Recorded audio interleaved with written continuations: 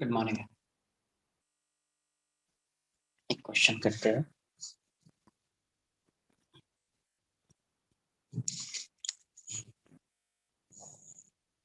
ये कैसे, यहाँ पे एक ब्लॉक एम है और ये ऐसा है। इसका मास 2m है, ये ए है और ये बी है। स्प्रिंग फोर्स कांस्टेंट के है और यहाँ पे ब्लॉक है, इसका मास भी 2m है। ये ब्लॉक सी है, राइट। ये नेचुरल लेंथ में, नेचुरल लेंथ, नेचुरल लेंथ। ये v नॉट से जा रहा है और ये भी v नॉट से जा रहा है, दोनों सेम स्पीड से जा रहा है और ये नेचुरल लेंथ में, ठीक है। All surfaces are frictionless, all surfaces are frictionless, all surfaces are frictionless, frictionless। क्या फाइंड करना है? First, find the velocity of block, velocity of block b, block b। अच्छा, ये भी दिया हुआ है, ये जो ब्लॉक b है, तो कोलिजन बिटवीन ब्लॉक, ये इसके साथ कोलाइड करेगा, राइट। तो कोलिजन जो मैं बोल रहा हूँ यहाँ पे, कोलिजन जो है वो परफेक्टली इलास्टिक है, मतलब ये दोनों स्टिक कर जा रहा है, perfectly in elastic, perfectly inelastic। तो find the velocity of block B, मतलब B and C stick together। Find the velocity of B just after collision, just after collision। Second, find the velocity of center of mass, find the velocity of center of mass of system, center of mass of the system of blocks A, B and C, blocks A, B and C। Find the velocity of center of mass of system of blocks A, B and C। Third, find the maximum compression in the spring after collision। Find the maximum, find the maximum compression in the spring, find the maximum compression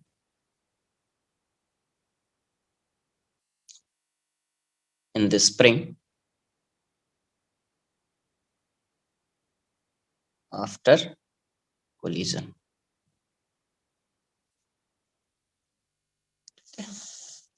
find कीजिए,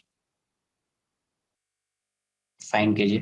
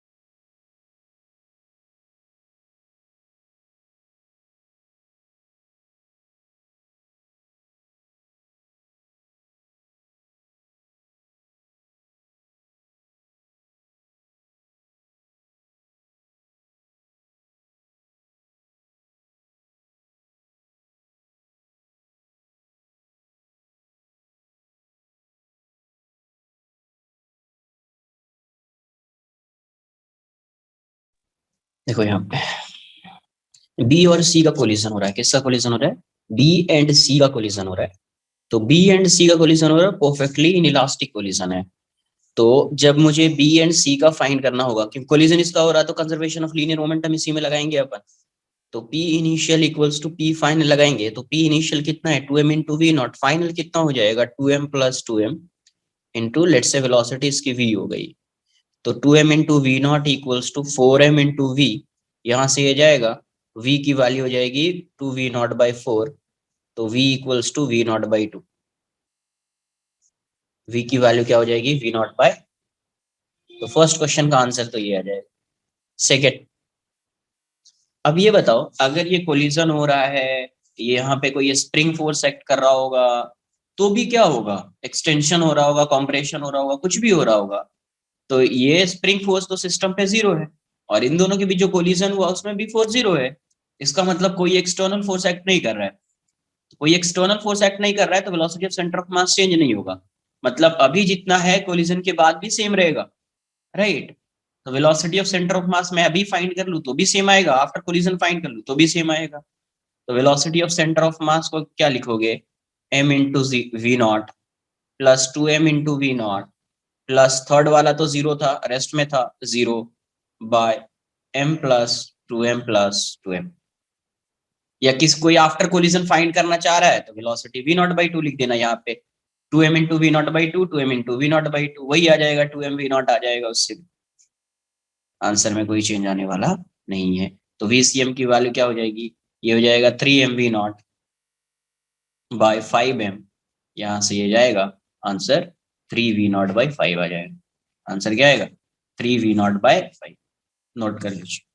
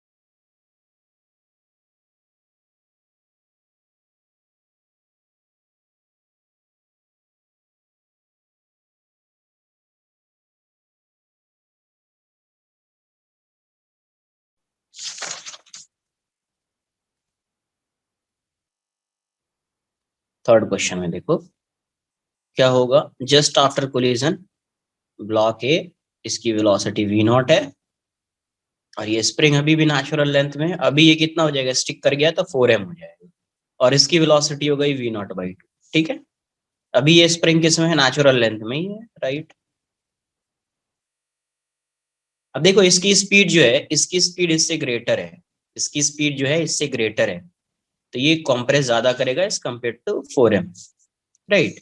तो finally ये compressed हो जाएगा। तो maximum compression कितना आएगा? अगर maximum compression find करना है तो आपको बताया है कि मैक्सिमम कंप्रेशन के लिए क्या होता है, इसकी वेलोसिटी और इसकी वेलोसिटी सेम हो जाती है। मैक्सिमम कंप्रेशन के केस में velocity of block A equals to velocity of जो भी ये ब्लॉक रहेगा वो equals to velocity of centre of mass, right? तो मैक्सिमम कंप्रेशन के केस में इन दोनों की वेलोसिटी क्या हो जाएगी? सेम हो जाएगी। तो आपके पास दो ऑप्शन है, या तो सेंटर ऑफ मास फ्रेम से क्वेश्चन को सॉल्व कर लीजिए, या फिर डायरेक्ट वेलोसिटी फाइंड करके सॉल्व कर लीजिए। अगर मैं सेंटर ऑफ मास फ्रेम से सॉल्व करूंगा using centre of mass frame,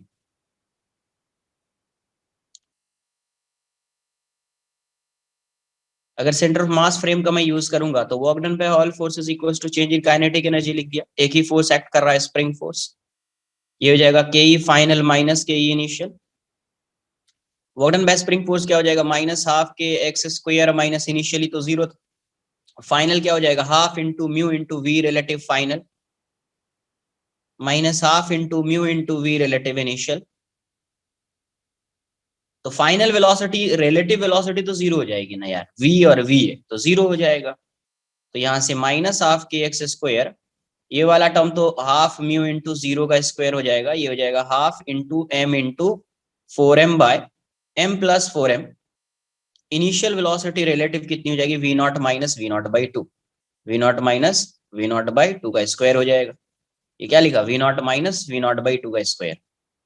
तो यहाँ से minus half k x square की वैल्यू जो आ जाएगी, ये तो जीरो हो गया, ये हो जाएगा माइनस हाफ, ये हो जाएगा 4m स्क्वायर बाय 5m, और ये हो जाएगा v naught by two, v naught by two का स्क्वायर आ जाएगा। ये एक m कैंसल आउट हो गया, राइट।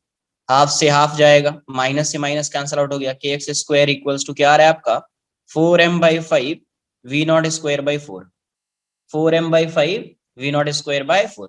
अब देखो ये 4 से 4 भी कैंसल आउट हो गया, तो एक्स स्क्वायर की वैल्यू कितनी आ रही है, m v naught square by 5 के, m v naught square by 5 के।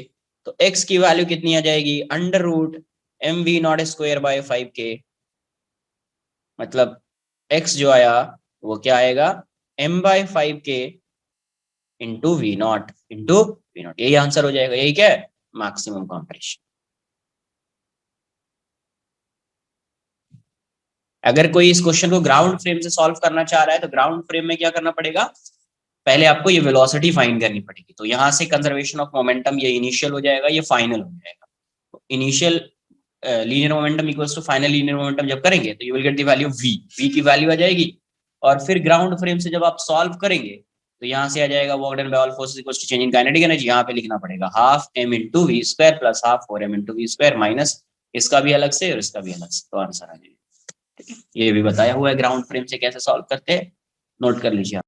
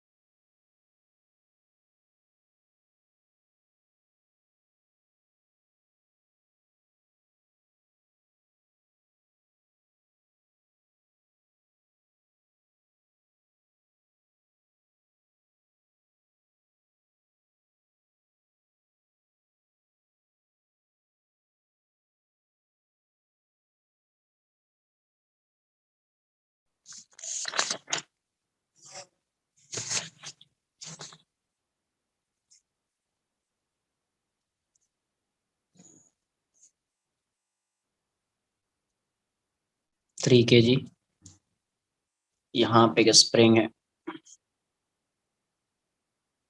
ये 6 kg, 3 kg, block A B C. ये इनिशियली इसकी वेलोसिटी दी हुई है 2 मीटर पर सेकेंड, ये वाली वैल्यू के है, ठीक है। मास के की वैल्यू कुछ अज्यूम कर लेते हैं 100 न्यूटन पर मीटर। अभी ये नेचुरल लेंथ में, नेचुरल लेंथ, ब्लॉक बी जो है वो रेस्ट में है, ब्लॉक सी भी किस में है, रेस्ट में है। All surfaces are smooth, frictionless बोल सकते हैं, ऑल सरफेसेस आर फ्रिक्शनलेस, और फ्रिक्शनलेस।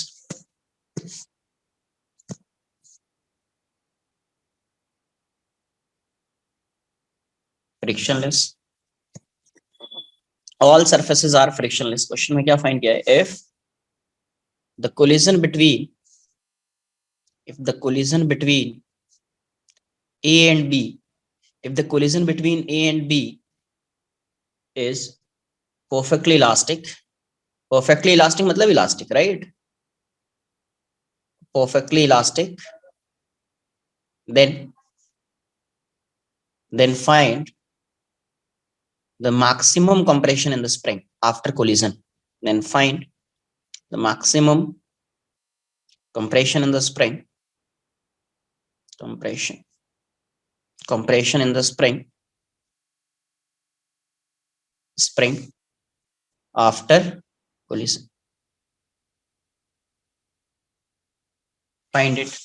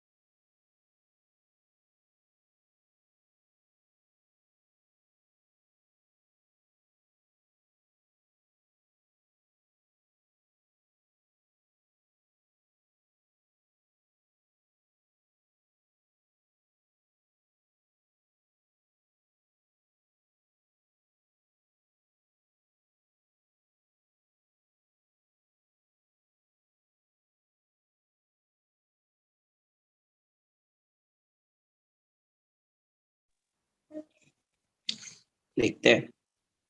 सबसे पहले ए एंड बी के बीच कोलिजन हो रहा है, तो ए एंड बी में कंजर्वेशन ऑफ लीनियर मोमेंटम लगा देंगे, p initial equals to p final. क्या हो जाएगा? वेलोसिटी इंटरचेंज हो जाएगी, वो समझ में आ रहा है, क्योंकि कैसा कोलिजन है, डायरेक्ट इतना क्या लिखेंगे, है ना, ये 3 kg है, ये 3 kg है, तो वेलोसिटी ऑफ आफ्टर कोलिजन आप डायरेक्ट लिख दीजिए, after collision, after collision velocity of A is 0 and velocity of B is 2 meter per second, right? Because ये क्या है, 3 kg है और इलास्टिक कोलिजन है, तो वेलोसिटी इंटरचेंज हो जाएगी।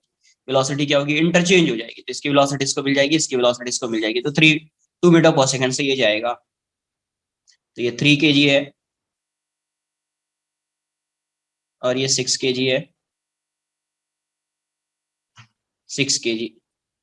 ये अभी स्टार्ट कर रहा है 2 मीटर पर सेकंड से मूव करना, 2 मीटर पर सेकंड, और ये तो अभी रेस्ट में ही है, ये अपने नेचुरल लेंथ में है। तो अभी ये कंप्रेस करेगा इसको, राइट, ये मूव करना स्टार्ट करेगा, तो फाइनली कुछ टाइम के बाद जो है दोनों की वेलोसिटी सेम हो जाएगी, बट उस टाइम पे जो कंप्रेशन होगा वो मैक्सिमम होगा।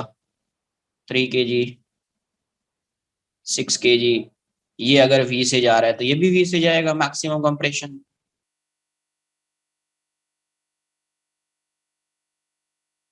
मैक्सिमम कंप्रेशन, दोनों की वेलोसिटी, तो फिर से सेंटर ऑफ मास फ्रेम, है ना, from centre of mass frame, centre of mass frame, centre of mass frame से अगर क्वेश्चन को सॉल्व करेंगे तो work done by all forces equals to change in kinetic energy हो जाएगा।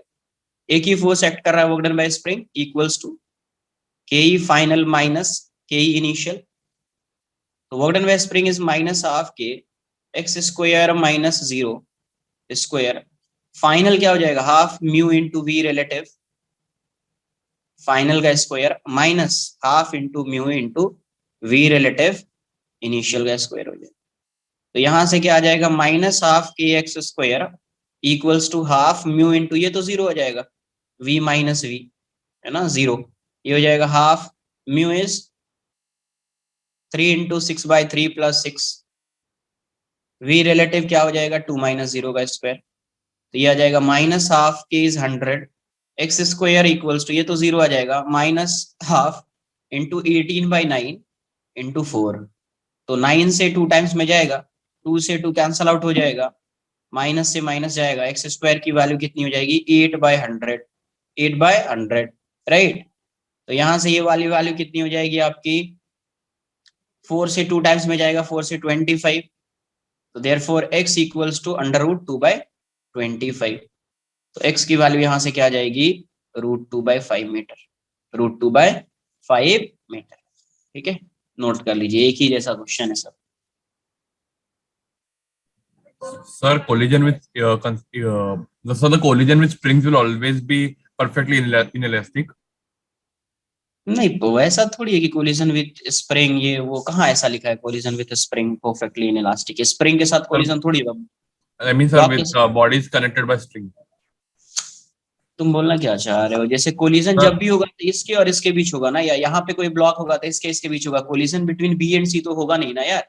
yes, sir, but like their velocity in the end becomes the same, right? हाँ, velocity तो same. देखो अभी समझो कॉन्फ़िगरेशन कैसा है, after just after collision configuration would be like this. मतलब ये 6 kg है तो ये रेस्ट में होगा, इसकी वेलोसिटी 2 मीटर पर सेकेंड होगी। अभी यहाँ पे कोलिजन का कुछ थोड़ी है, ये कोलिजन का काम हो चुका है, कोलिजन की वजह से इसको वेलोसिटी मिल चुकी है, अभी नॉर्मल हो गया, जैसे पहले सॉल्व करते थे अभी वैसे सॉल्व कर रहे हैं बस। इसके बाद कोलिजन का कुछ कॉन्सेप्ट यूज होगा ही नहीं, सिर्फ इसकी वेलोसिटी फाइंड करने के लिए कोलिजन का कॉन्सेप्ट यूज होगा, उसके बाद कोलिजन का कॉन्सेप्ट यूज होगा ही नहीं। राइट, Okay, ये sir. तो पहले ही बताया है, कोलिजन से पहले ही बताया है ना, ये वेलोसिटी सेम हो जाती है। Right, lower part please. तो ये वेलोसिटी सेम हो गई, तो कोलिजन की वजह से थोड़ी सेम हो रही है वेलोसिटी, ये तो मैक्सिमम कंप्रेशन या एक्सटेंशन है, वेलोसिटी सेम हो जाती है। कोलिजन से पहले ही इसको डिस्कस किया हुआ है मैंने। सर हम्म, सर वो जो फर्स्ट डायग्राम है that is just after collision ना, that's when yes 6 kg is still at rest. Yes. Okay.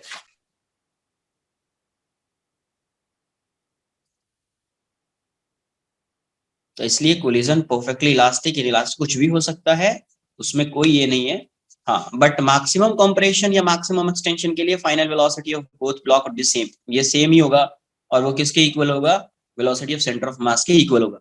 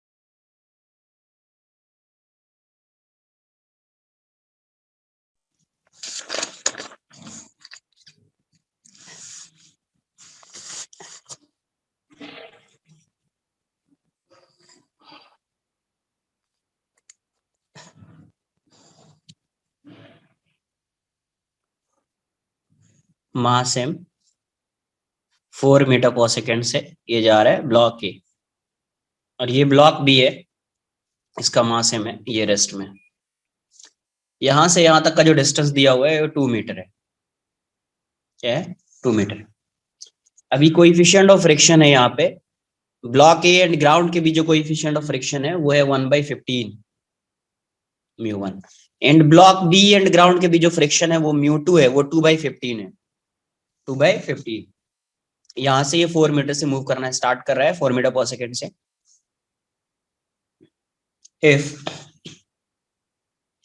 if the collision between if the collision between the blocks is perfectly elastic Then find the separation. Find the separation between the blocks. Between the blocks when they are when they come to rest. When they come to rest. बताइए.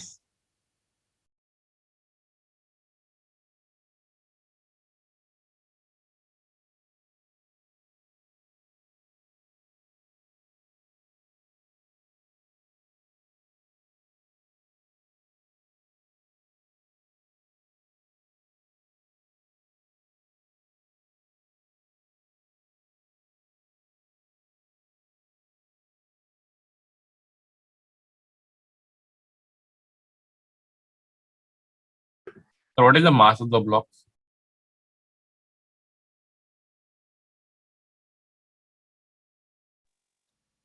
M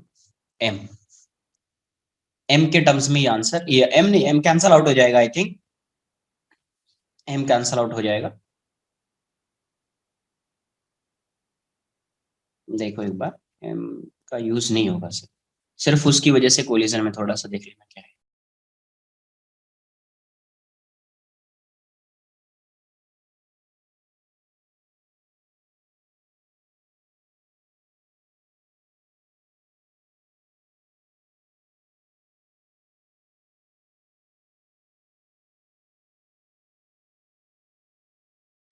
Sir, has the theory part ended? No. Okay. Sir, will you give a doubt session for exercise 1? Next week ना, आज जो है ये complete हो जाएगा, तो next week we have 2 or 3 lectures, right? Yeah, with test Sir, on Sunday को Sunday. We have a TWT on Sunday. TWT है तो आज ठीक है, 1-2 क्वेश्चन करा के डाउट ले लेता हूँ फिर, राइट? 1-2 क्वेश्चन करा के अगर एक्सरसाइज 1 जो भी है उसके डाउट्स को क्लियर कर देते हैं तो नेक्स्ट Sir, वीक जो है the leftover theory. नहीं थोड़ा सा पार्ट है, बट वो इसमें नहीं आएगा, TWT में नहीं आएगा वो, ठीक है? Okay. Sir, so we will do it today or next time? तो नेक्स्ट टाइम करेंगे फिर, क्योंकि अभी थोड़ा सा अभी 1-2 क्वेश्चन करके मैं डाउट ले लेता हूँ, because Tomorrow there is also a class. Okay, sir. तो ठीक है, तो अभी TWT ले लेते हैं.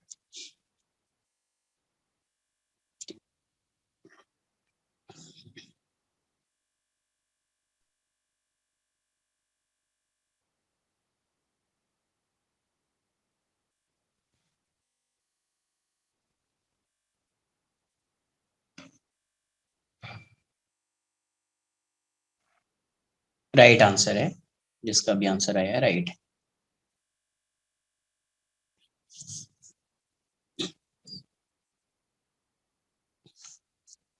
देखो यहाँ पे ये ब्लॉक 4 मीटर पर सेकंड से जा रहा है, तो पहले आपको ये देखना पड़ेगा कि जस्ट बिफोर कोलिजन इसकी वेलोसिटी क्या होगी. जस्ट बिफोर कोलिजन इसकी वेलोसिटी क्या होगी. ये ब्लॉक है, तो यहाँ पे ये अगर इस डायरेक्शन में 4 मीटर पर सेकंड से जा रहा है तो फ्रिक्शन स्पेस डायरेक्शन में एक्ट कर रहा होगा. फ्रिक्शन की वैल्यू क्या होगी, म्यू एन. तो mu is 1/15 N is mg. तो ये इस डायरेक्शन में रिटार्ड कर रहा होगा, तो ए की वैल्यू क्या हो जाएगी, F इक्वल्स टू ma. तो F इज mg/50 और ये हो जाएगा आपका m इंटू ए, कैंसल आउट हो जाएगा. ए की वैल्यू क्या आ जाएगी, g/50. तो velocity of block A just before collision, velocity of block ए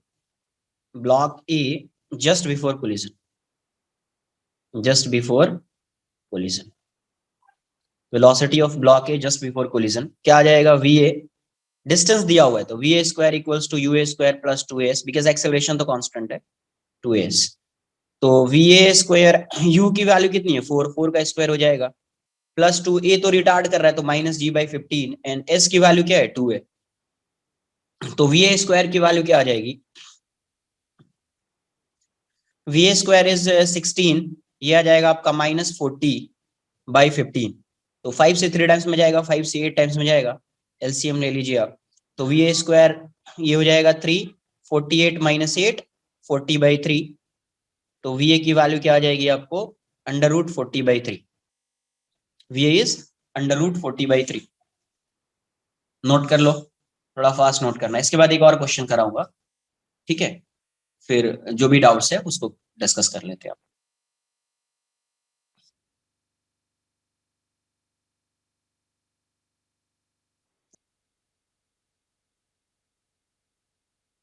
तो देखो ये इतने वेलोसिटी से ये क्या करेगा, ब्लॉक बी को स्ट्राइक करेगा ना, मास सेम है, मास सेम है तो वेलोसिटी इंटरचेंज हो जाएगी। तो जस्ट आफ्टर कोलिजन क्या होगा, ये वेलोसिटी बी को मिल जाएगी और बी ए जो है वो रेस्ट में आ जाएगा, बिकॉज बी रेस्ट में था तो बी की वेलोसिटी ए को मिलेगी, तो ए किस में आ जाएगा, रेस्ट में आ जाएगा।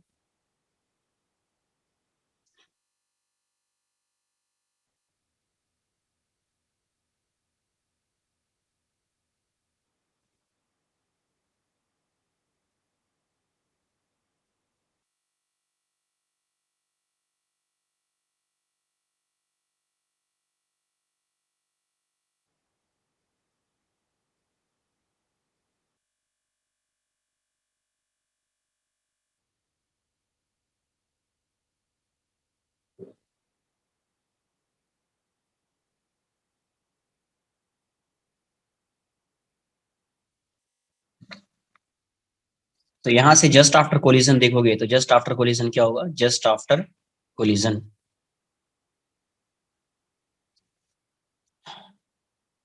ये ए जो है ब्लॉक ए, ये रेस्ट में आ जाएगा, और ये ब्लॉक बी यहीं पे है। ब्लॉक बी की वेलोसिटी कितनी होगी, ये √40/3 मीटर से जाएगा, राइट। तो ये भी कुछ टाइम के बाद रेस्ट में आएगा। क्यों रेस्ट में आएगा, क्योंकि ये अगर 40/√3 से जा रहा है, ये इतने से जा रहा है मीटर पर सेकेंड से, तो फ्रिक्शन स्पेस डायरेक्शन में लगेगा। फ्रिक्शन की वैल्यू क्या होगी, μ2 × n। μ2 की वैल्यू क्या है, 2/15। n की वैल्यू क्या हो जाएगी, mg। तो इसका एक्सेलरेशन इस साइड होगा। f की वैल्यू को क्या लिखेंगे आप, m × a। तो ये जाएगा 2/15 m × g equals to m × a। तो a की वैल्यू क्या आ जाएगी आपको, 2g/15, मतलब 2 × 10/15। तो 5 से 3 टाइम्स में जाएगा, 5 से 2 4/3 मीटर पर सेकंड स्क्वायर हो गया। तो अब ये रिटार्ड कर रहा है तो फाइनल वेलोसिटी इसकी 0 हो जाएगी। तो vb, now vb square equals to ub square plus 2as। तो ये तो 0 हो जाएगा, फाइनली रेस्ट में आ जाएगा। ये कितना है, 40/3 हो जाएगा ये, और ये -2 × 4/3 × s। तो यहां से इसको इस साइड लाइए, 8s/3 इक्वल्स टू 40/3। 3 से 3 जाएगा, 8 से 5 टाइम्स में जाएगा, मतलब s की जो वैल्यू है वो कितनी आ जाएगी, 5 मीटर। तो यहां से ये सेपरेशन क्या हो जाएगा, फाइनली ये a यहाँ पे है और b कितना डिस्टेंस ट्रेवल कर रहा है यहाँ से, 5 मीटर। b यहाँ पे आ गया, ये भी रेस्ट में है और ये भी रेस्ट में है, तो फाइनल सेपरेशन क्या आ जाएगा, 5 मीटर आ जाएगा। ठीक है, नोट कर लीजिए आप।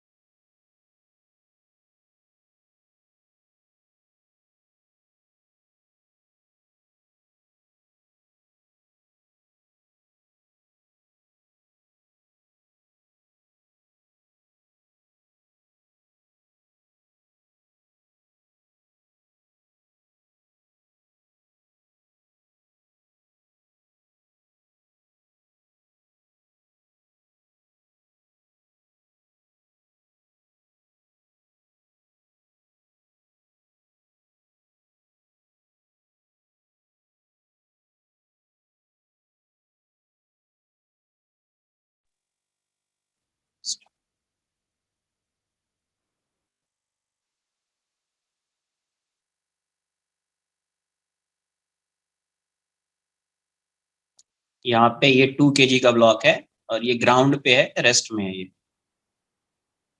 2 kg। यहाँ से इसका सेपरेशन डिस्टेंस जो दिया हुआ है ये है 2.2 मीटर, और ये इनिशियली किस में है, रेस्ट में। और एक स्ट्रिंग ऐसी है और ये एक ब्लॉक है, ये स्ट्रिंग है और ये ऐसा ब्लॉक है, यहाँ से इसको रिलीज कर रहे हैं। 1 kg का ब्लॉक है और ये डिस्टेंस जो है ये 0.9 मीटर है। तो ये 0.9 है तो ये भी 0.9 ही है, ठीक है, ये 2.2 के इक्वल नहीं है, 0.9 है, ये भी 0.9, यहां से इसको रिलीज कर रहे हैं, रिलीज्ड है ना, यहां से। तो जब ये डाउनवर्ड डायरेक्शन में जाएगा इसकी वेलोसिटी आती जाएगी, है ना। जब ये पूरा स्ट्रेच हो जाएगा तो ये क्या लगाएगा, इस पे एक इम्पल्स लगाएगा, ये इसको पुल करेगा डाउनवर्ड डायरेक्शन में, तो इस पे इम्पल्स आएगा, उस इम्पल्स की वजह से इसकी कुछ वेलोसिटी आ जाएगी, उस इम्पल्स की वजह से इसकी कुछ वेलोसिटी आ जाएगी, राइट। जैसे ये डाउन रिलीज किया तो इसकी वेलोसिटी आएगी, जब ये पूरा ये टॉट हो जाएगा तो टेंशन आ जाएगा, वो टेंशन यहाँ पे आएगा, है ना। तो उसकी वजह से ये इसको पुल करेगा अपवर्ड डायरेक्शन में, तो हो सकता है उस इंस्टेंट पे इसकी कुछ वेलोसिटी आ जाए। क्वेश्चन में क्या पूछा गया है, at the instant the string, at the instant the string at the instant the string gets taut,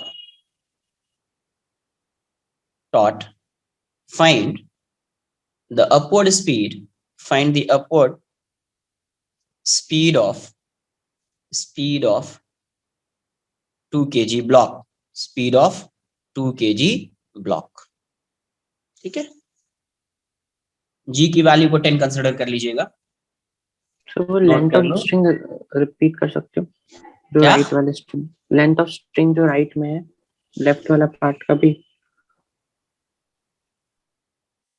ये 2.2 मीटर है और यहां से यहां तक का लेंथ स्ट्रिंग का 0.9 है, ये 0.9 है तो ये भी कितना होगा, 0.9 होगा, राइट। Yes okay. तो कितना लेंथ होगा, 1.8 मीटर होगा उसका लेंथ। Yes sir.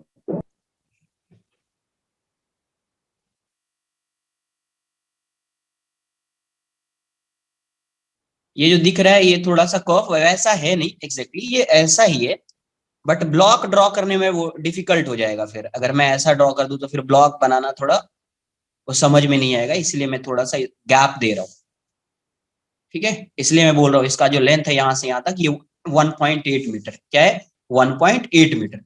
तो ब्लॉक जब यहाँ से रिलीज करेंगे तो कितना डाउनवर्ड डायरेक्शन में आएगा, 1.8 मीटर आएगा वो।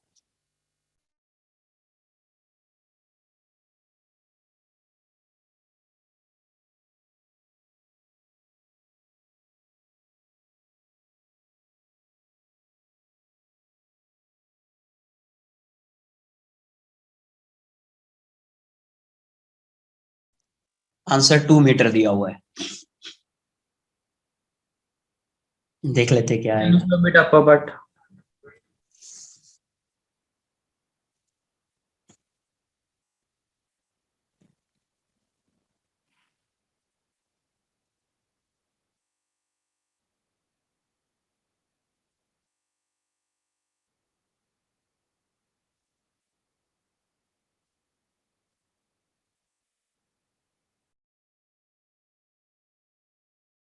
Done sir.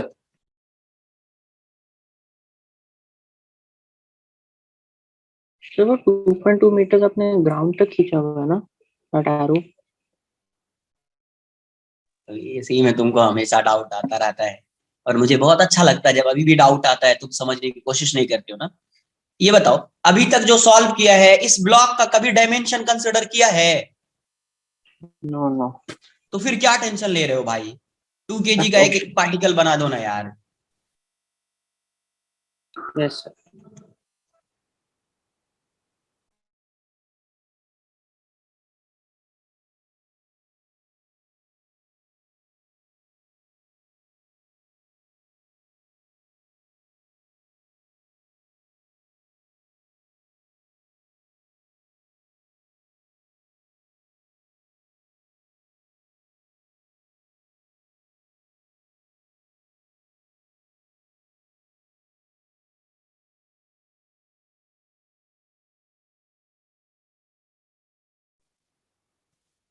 देखो यहाँ पे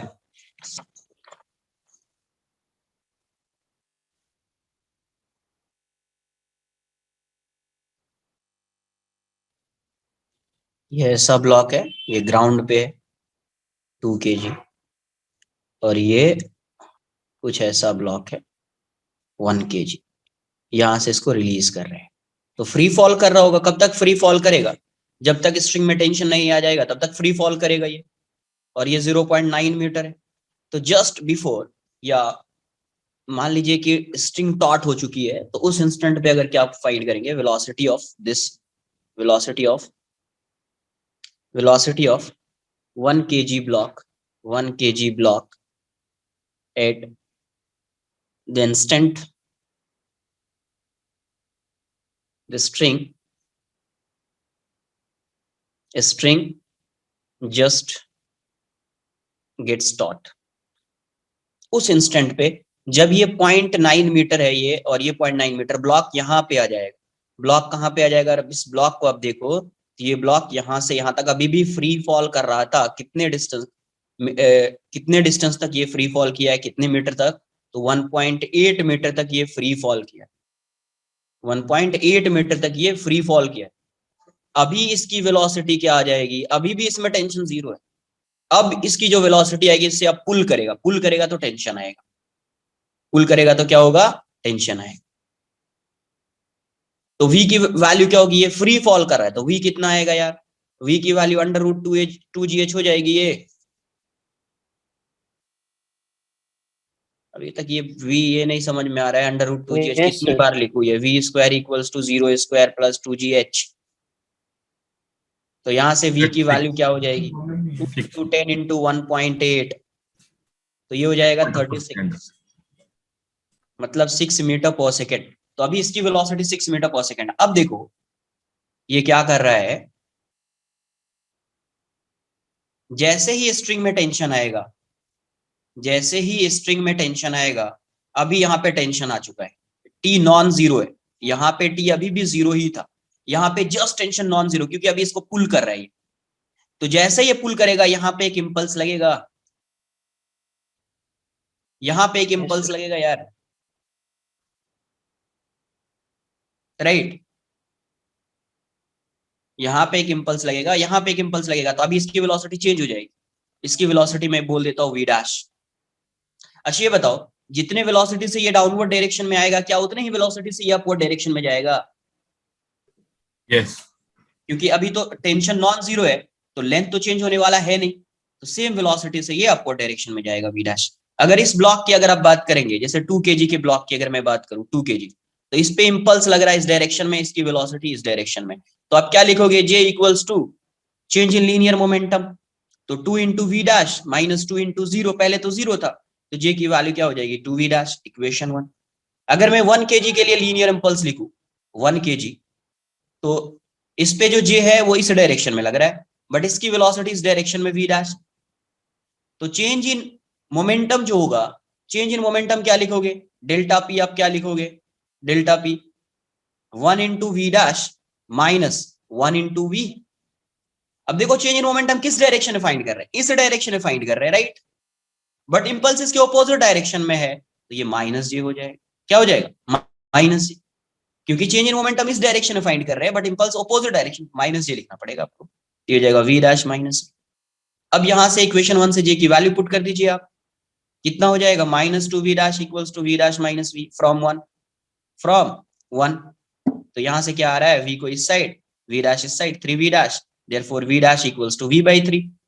ये क्या हो जाएगा? 6/3। क्या हो जाएगा? 2 मीटर पर सेकेंड, 2 मीटर पर सेकेंड। आंसर क्या आ जाएगा? 2 मीटर पर सेकेंड आ जाएगा। नोट कर लीजिए। सर आपने लोअर डायरेक्शन पॉजिटिव माना है ना इसमें? अरे चेंज इन लीनियर, देखो क्या होता है, वो ऑब्जर्वर पे डिपेंड करता है, ठीक है? हमेशा देखो क्या होता है, कभी ये बताओ, जब मैं ऐसा लिखता हूं एक्सेलरेशन इस डायरेक्शन में होता है, तो मैं एक्सेलरेशन को इस डायरेक्शन में पॉजिटिव मानता हूं ना? Yes sir. क्यों सर मानता हूं? वो पता है कि नहीं ऑब्जर्वर समझ, पे एक मिनट डिपेंड। समझ लो ना यार, समझो ना तुम, चीजों को समझो, क्योंकि बार बार अगर वही चीज आ रही है तो समझ नहीं रहे हो। इसका मतलब क्यों मानते हैं अपन? क्योंकि इसका मोशन इस डायरेक्शन में, यस सर। इस डायरेक्शन में ब्लॉक एक्सेलरेट कर रहा होता है, इसीलिए फोर्स mg माइनस टी लिखते हैं अपन। यहाँ पे ये ब्लॉक किस डायरेक्शन में मूव कर रहा है? Just downward. Before collision and just after collision, downward. Downwards. तो उसको पॉजिटिव ले लो ना यार। Okay.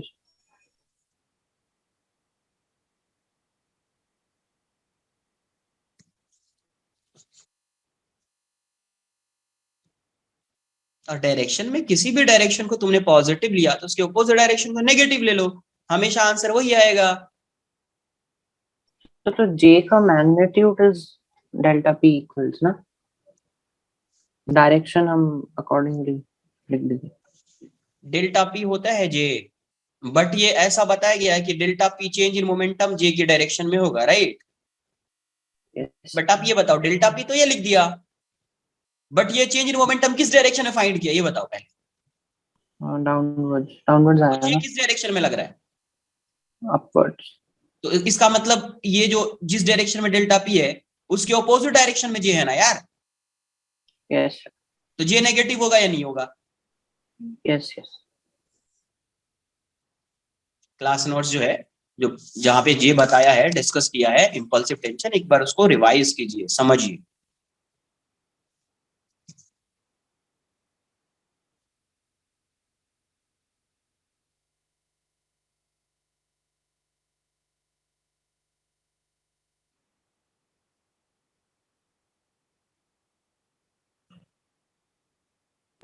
Sir, impulse is only dependent on delta P, right?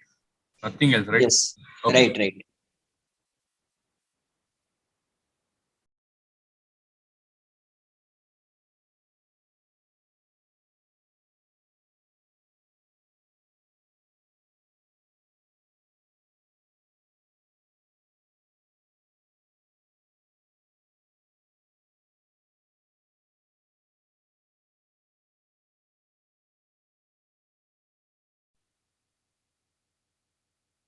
तो जब वो ब्लॉक को ड्रॉप करते हैं नीचे, तो जब जस्ट बिफोर गेटिंग टॉट वो थोड़ा सा कर्व करता है ना स्प्रिंग, मतलब जो स्ट्रिंग होता है, वो थोड़ा क्या करता है, मतलब उसके पाथ को थोड़ा कर्व कर देता है ना, क्यों कर्व करेगा, ताकि सीधा आ जाए ना, लाइक।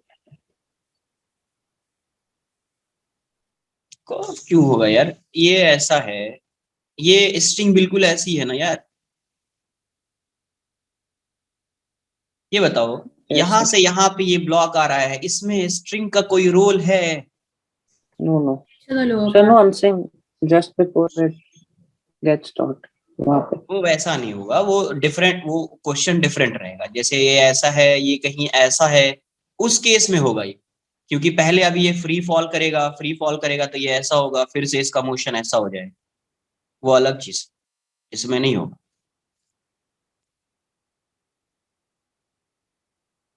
एक्सरसाइज 1 निकालो यार, सेंटर ऑफ मास, एक्सरसाइज 1, जो भी एक्सरसाइज है, 1 नहीं है, एक्सरसाइज।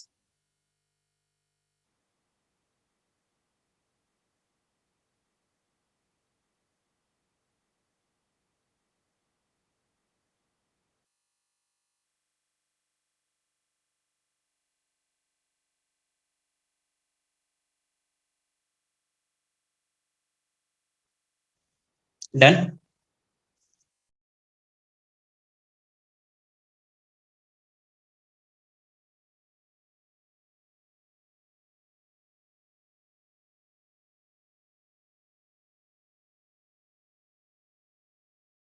सर ये क्वेश्चन का एक बार खाली वो क्वेश्चन दिखाओगे, ये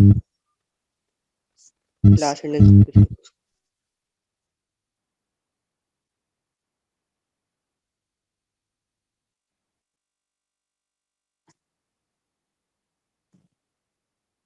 done sir, thank you.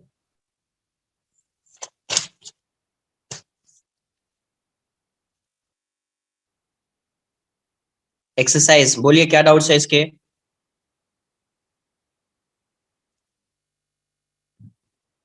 Question number 1 to 29, question number 21, 18, 3, 4। देखो, जो क्वेश्चन लेक्चर में कराया है ना, वो मैं डिस्कस नहीं करूंगा, ठीक है, इतना एंटरटेन करने का नहीं है तुम लोगों को। 2, 7, 14, 21, 7, 8, 23, 20th, 21st।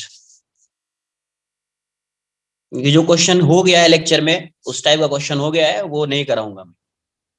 लगेगा मुझे हाँ जेन्युइन डाउट है, उसी को कराने वाला हूँ सॉल्व। क्वेश्चन नंबर 2, 3 पार्ट क्या है, the coordinates of centre of mass of 10, 20 and 30 gram are 111 centimeter. The position of coordinates of 40 gram, which when added to the system, the position of combined center of mass would be at 000 r. तो देखो 30, 10, 20, 30 ग्राम का centre of मास कहाँ पे है, 1, 1, 1 पे है, right. तो यहाँ पे जो मास है उसका कितना मास हो जाएगा यार, 30, 20, तो ये 60 ग्राम हो जाएगा। 60 ग्राम का सेंटर ऑफ मास यहाँ पे, 40 ग्राम का सेंटर ऑफ मास कहीं पे अज्यूम कर लेता हूं मैं, 40 ग्राम है, इसका सेंटर ऑफ मास मैं अज्यूम कर लेता हूं x y z, x y z. इसका जो सेंटर ऑफ मास है वो कहीं यहाँ पे है, ये सेंटर ऑफ मास है, और इसका कोऑर्डिनेट क्वेश्चन में गिवन है क्या है, 0, 0, 0। तो एक्सीएम क्या आ जाएगा, एक्सीएम क्या होगा, m1 x1 60 into 1, ग्राम में ही रखो, डिनोमिनेटर में भी ग्राम होगा, और ये हो जाएगा 40 into x बाय 60 प्लस 40, और ये टर्म ये क्या है 0, ये हो जाएगा 60 plus 40x bye 100।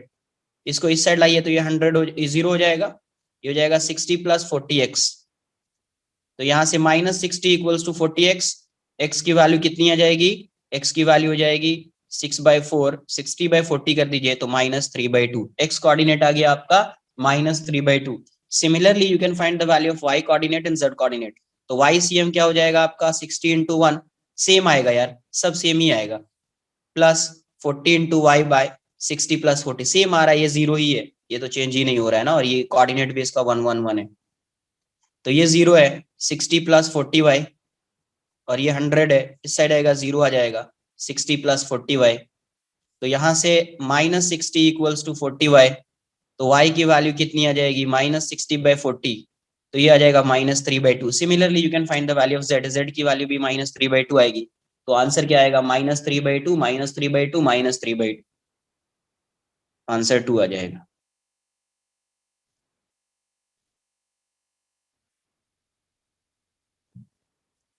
Question number 3, one end of a thin uniform rod of length L and mass m1 is riveted to the center of a uniform circular disc. क्या बोल रहे हैं, one end of a thin uniform rod of length L and mass m1 center of a uniform circular disc of radius r and mass m2 so that both are coplanar, कि एक ही plane में है। The center of mass of the combination from the center of the disc, तो ये ऐसा रहा होगा, I think pivoted वाला पार्ट है, ये ऐसा रहा होगा, सेम प्लेन में है ना, ये ऐसा है। तो अभी इसका सेंटर ऑफ मास फाइंड करना है, कहाँ, centre of mass of the combination from the centre of the disc, यहां से फाइंड करना है। तो सेंटर ऑफ द डिस्क है, इसको मैं 0, 0 मान लेता हूँ, C1 जो है ये 0, 0 है। इसका जो सेंटर ऑफ मास होगा इस रॉड का, उसका कोऑर्डिनेट क्या होगा, लेंथ क्या है L, और इसका रेडियस क्या है, इसका रेडियस R है, तो रेडियस है तो कुछ, ये लेंथ L है तो ये L/2 हो जाएगा, राइट। तो मैं यहाँ पे इसका सेंटर ऑफ मास C2 मान लेता हूँ, ये है L/2 और 0। तो सेंटर ऑफ मास जब आप फाइंड करेंगे इस सिस्टम का, तो XCM क्या आएगा, m1। अब ऐसा बना दो, C1 हो गया, इसका कोऑर्डिनेट 0, 0 है, इसका मास क्या है, मास m2 है। दूसरा क्या है C2, इसका कोऑर्डिनेट होगा L/2, 0, मास क्या है, क्योंकि डिस्टेंस फाइंड करना है, मास है m1। तो XCM YCM तो 0 ही होगा यार, कहीं यहीं पे सेंटर ऑफ मास लाई कर रहा होगा, YCM तो 0 होगा, सिर्फ XCM आएगा। XCM क्या आएगा, या उससे ज्यादा बेटर ये है, ये डिस्टेंस कितना आ रहा है L/2, मुझे ये फाइंड करना है बेसिकली, राइट। इसके सेंटर से डिस्टेंस फाइंड करना है, इसको R1 बोल देता हूं मैं, या R2, M2 से है तो R2 बोल दिया। तो R2 की वैल्यू क्या हो जाएगी, R2 फाइंड कर रहे हैं, इससे फाइंड कर रहे हैं तो M1 लिखना पड़ेगा, M1/M1 plus M2 into total distance कितना है, L/2। तो यही हो गया answer, LM1/2 M1 plus M2। Sir yes, sir जो रॉड है वो डिस्क के ऊपर अटैच्ड है ना, तो बोथ Yes. कैसे लाइक को प्लानर होगा, रॉड डिस्क के ऊपर होगा ना। हाँ, तो क्या हो गया? डिस्क के ऊपर तो ऐसा थोड़ी है यार, ऐसा थोड़ी है, नहीं ऐसे नहीं, लाइक ऐसा द है। रॉड इज लाइक, हाँ तो थोड़ा हाँ। सा तो ऊपर होगा ना रॉड। अरे भाई थिन रॉड है यार, क्या इतना क्या कंफ्यूज कर रहे हो मुझे भी, पढ़ाना भूल जाऊंगा मैं।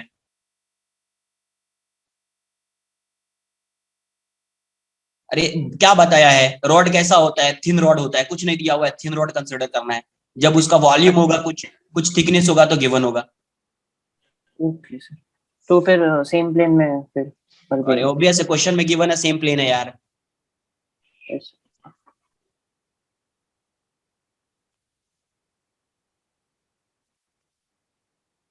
4 5 6 7 8,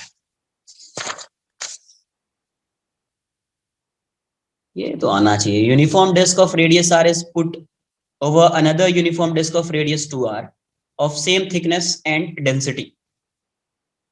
एक रेडियस r है और दूसरे का रेडियस 2r है। The peripheries of the two disc touch each other. Okay, the position of their centre of mass put over another uniform disc of radius 2r। इसका मतलब ये ऐसा रहा होगा यार, ये एक डिस्क है, इसका रेडियस 2r है, और क्वेश्चन में बोला है इसका पेरिफेरी जो है वो टच कर रहा है, तो टच करने का मतलब ये होगा, और इसके ऊपर है ना, uniform disc of radius r is put over another uniform disc of radius 2r। इसका मतलब ये ऐसा रहा होगा, टच कर रहा होगा तो कहीं ऐसा रहेगा, दूसरे का रेडियस r है तो ये ऐसा रहा होगा दूसरा डिस्क, राइट? तभी टच करेगा एक साइड। Yes sir. इसका रेडियस r है। अब ये बताओ, इसका रेडियस r है, सेम डेंसिटी है, इसकी डेंसिटी सेम है, तो अगर मैं यहाँ पे इसका मास m अज्यूम करूं तो इसका मास कितना होगा? 2m। कितना हो जाएगा? 2m। हाँ 2m हो जाएगा। Very good, very good. अरे भाई ऐसा मास m है, इसको तुमने मास m मान लिया, ऐसा ही मैं यहाँ पे एक ऐसा बना देता हूँ डिस्क, अब ये 2m होगा, ये वाले पार्ट का मास, ये वाले पार्ट का मास कौन मेजर करेगा? डेंसिटी सिग्मा मान लेता हूं मैं इसका, ठीक है? तो इसका मास m1 अज्यूम कर लेते हैं, इसका मास m2 अज्यूम कर लेते हैं, तो m1 की वैल्यू क्या होगी? Same density sigma into area, pi r square. M2 is 4 thickness times अगर कंसिडर कर रहे हो तो वॉल्यूम से कंसिडर करेंगे, आंसर वो सेम आएगा। m2 equals to sigma into area, इसको मैं अगर m अज्यूम कर लूं तो ये हो जाएगा पाई इंटू 2r स्क्वायर, ये हो जाएगा 4 सिग्मा पाई आर स्क्वायर, कितना आ जाएगा? 4m। ये वाली वैल्यू कितनी है? m, तो ये कितना आएगा? 4m। m2 की वैल्यू कितनी हो जाएगी? 4m। So third is the position answer. Position of centre of position of their centre of mass, centre of मास का पोजीशन, तो ये C1 यहाँ पे होगा, C2 यहाँ पे होगा, C1 यहाँ पे होगा, इसी को 0 0 में अज्यूम कर लेता हूँ। ये m2 है, ये m1 है, ये C2 है, इसी को मैं 0 0 अज्यूम कर लेता हूँ, तो ये C1 की वैल्यू क्या हो जाएगी? ये वाला डिस्टेंस r0 हो जाएगा, r0। तो सेंटर ऑफ मास का यहाँ पे लाई करेगा। अगर मैं यहाँ से डिस्टेंस r2 अज्यूम कर लेता हूँ, और ये टोटल डिस्टेंस कितना है? r है, टोटल डिस्टेंस क्या है? r। तो r2 की वैल्यू क्या हो जाएगी? r2 is m1 by m1 plus m2 into total distance r। तो m1 की वैल्यू क्या है? m1 इज m, ये m प्लस 2m, ये 4m इंटू r। तो यहाँ से क्या आ जाएगा? mr बाय 5m, m से m कैंसल आउट हो जाएगा, ये क्या हो जाएगा? r by 5। r बाई 5 कहाँ से है? Centre of disc having radius 2r। तो देख लो क्या दिया हुआ है, 8r/3 from the centre of bigger disc, answer नहीं होगा ये। 8r/5 from the centre of bigger disc to the centre of smaller disc, answer यही होगा, राइट? नेक्स्ट क्वेश्चन जो है, क्वेश्चन नंबर 5th।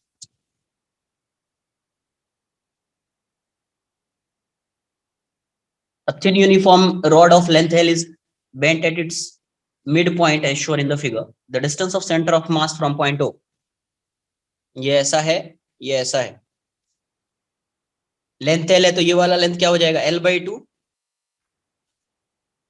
और ये लेंथ भी क्या हो जाएगा? L/2। ये एंगल थीटा है, ये एंगल थीटा है, राइट?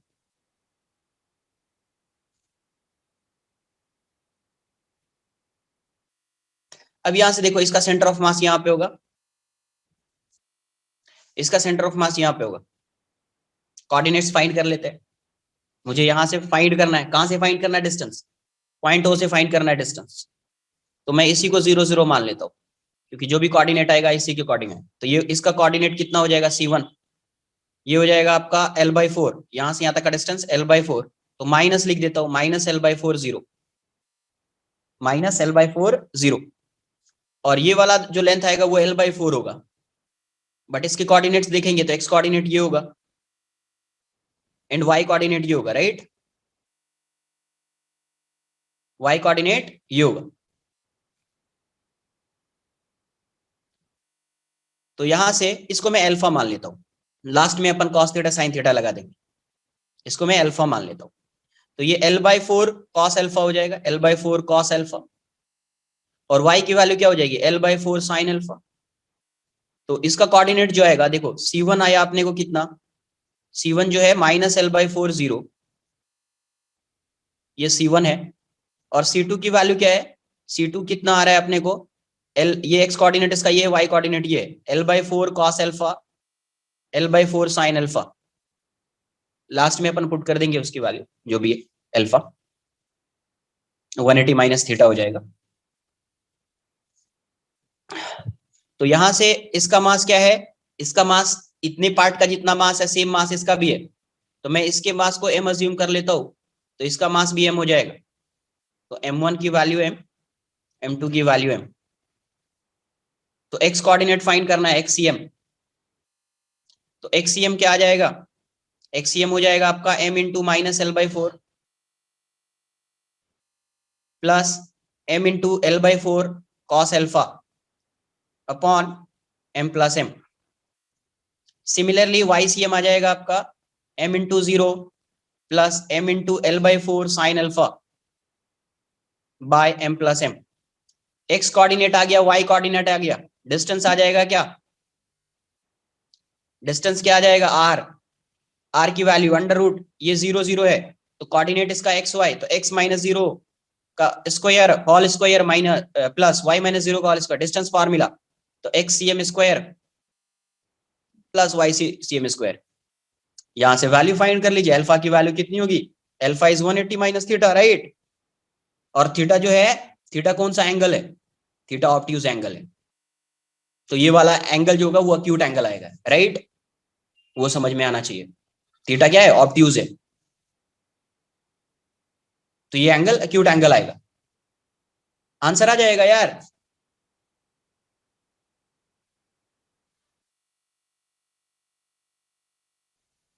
अरे इस पार्ट का सेंटर ऑफ मास फाइंड कर लिया, इस पार्ट का सेंटर ऑफ मास फाइंड कर लिया, यहाँ पे इसका कोऑर्डिनेट फाइंड कर लो ना यार।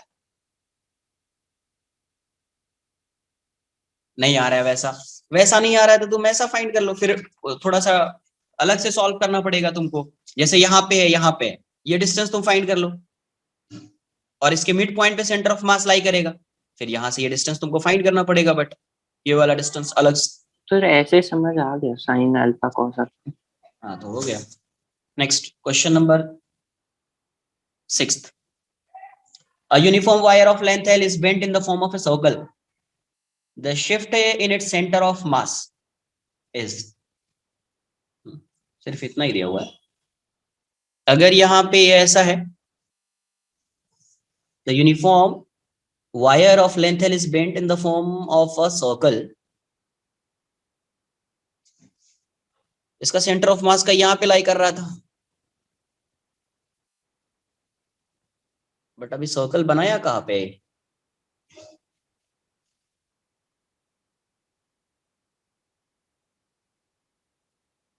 देख लेते हैं।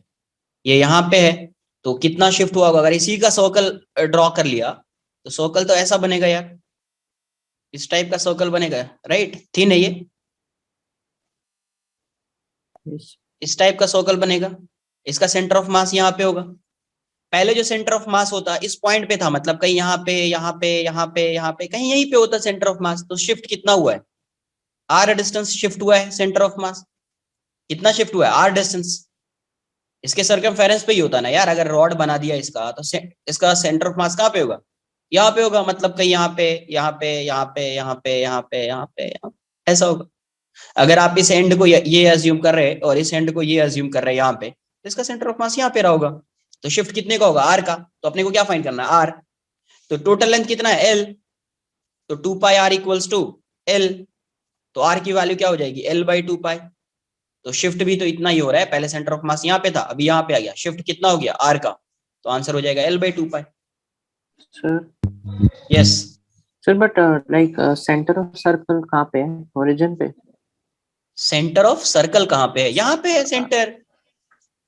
लाइक नहीं, ओरिजिन कोऑर्डिनेट सिस्टम ड्रॉ अरे करेंगे कोऑर्डिनेट्स नहीं फाइंड करना है मुझे यार, शिफ्ट फाइंड करना है। मतलब ये बताओ, सेंटर ऑफ मास सपोज इसका यहाँ पे है, ये जो रॉड है इसका ये वाला एंड यहाँ पे ले लिया, ये वाला एंड यहाँ पे ले लिया, तो इसका सेंटर ऑफ मास यहाँ पे होगा ना यार, इस वाले रॉड का।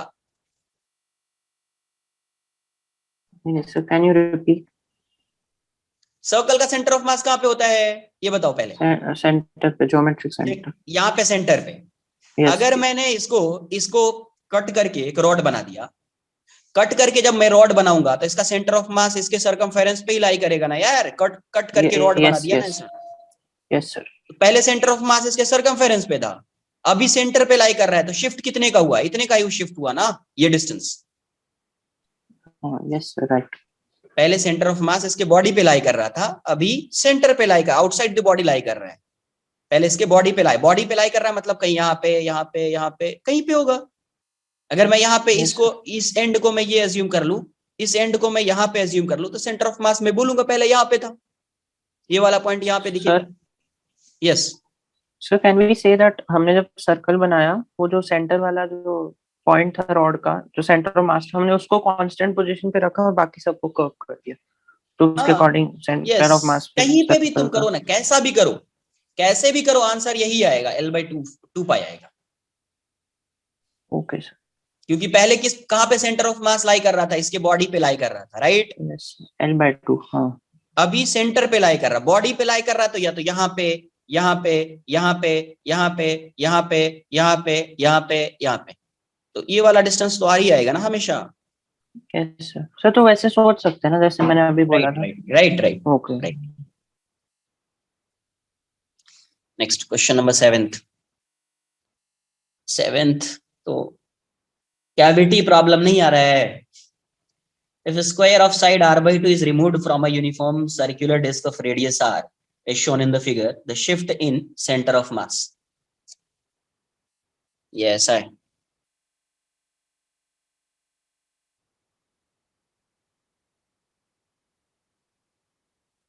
ये r by 2 है, इसका सेंटर कहीं यहाँ पे लाई कर रहा होगा, ये कितने डिस्टेंस पे होगा? r by 4 पे होगा। इसका सेंटर यहाँ पे, इसका सेंटर यहाँ पे, तो C1 की वैल्यू 0 0, कोऑर्डिनेट 0 0 ले लिया। दूसरे का कोऑर्डिनेट क्या होगा? C2, r by 4 0 होगा। टोटल मास m, इसका मास जो है m1, टोटल मास फाइंड करना होता है विदाउट कैविटी, तो sigma into pi r square, और इसका मास क्या हो जाएगा? m2, सिग्मा इंटू एरिया कितना? r by 2 स्क्वायर, तो ये हो जाएगा सिग्मा r स्क्वायर बाय 4। तो ये मास हो जाएगा m1, और आपको बताया इसको नेगेटिव लेना है, -m। क्या लेना है? -m2। तो XCM YCM तो 0 ही रहेगा, YCM में तो कोई चेंज नहीं आ रहा है, मतलब सेंटर ऑफ मास इसी लाइन पे लाई कर रहा होगा, थोड़ा शिफ्ट हो जाएगा इस साइड। तो XCM अगर आप फाइंड करेंगे तो XCM क्या आएगा इसका? m1 into 0 -m2 into r by 4 upon m1 -m2। तो ये वाला टर्म 0 हो गया, ये -m2 कितना है यार? Sigma pi r square by 4 into r by 4। ये m1 क्या है? Sigma pi r square minus sigma r square by 4। तो यहां से क्या आ जाएगा? पाई r स्क्वायर कॉमन लो, r स्क्वायर कॉमन लो तो r स्क्वायर कैंसिल आउट हो जाएगा। सिग्मा कॉमन लो, सिग्मा r स्क्वायर, सिग्मा भी कैंसिल आउट हो जाएगा, तो यहां से आ जाएगा -r/16, और ये आ जाएगा पाई -1/4, पाई -1/4। तो यहां से क्या आ रहा है? -r/16, एलसीएम ले लीजिए, तो 4 पाई -1/4, 4 से 4 टाइम्स में जाएगा, तो कितना हो गया? -r/4 इंटू 4 पाई -1। तो सेंटर ऑफ मास अभी शिफ्ट हो जाएगा, उसका एक्स कोऑर्डिनेट माइनस हो जाएगा। तो डिस्टेंस अगर आप फाइंड करोगे, क्योंकि YCM तो कुछ नहीं, YCM तो अभी भी 0 होगा ना यार, m into 0 minus m2 into 0 by m1 minus m2, तो YCM अभी भी 0 है। तो सेंटर ऑफ मास जो है, पहले यहाँ पे था पूरे बॉडी का, अभी यहाँ पे शिफ्ट हो जाएगा, तो इसका कोऑर्डिनेट हो जाएगा -r इंटू 4 पाई -1, y कोऑर्डिनेट 0 हो जाएगा। तो ये डिस्टेंस कितना दिखेगा अपने को, ये डिस्टेंस में ये नेगेटिव नहीं दिखेगा, प्लस दिखेगा। तो आंसर क्या आ जाएगा, r/4 इंटू 4 पाई -1। अरे क्लियर है?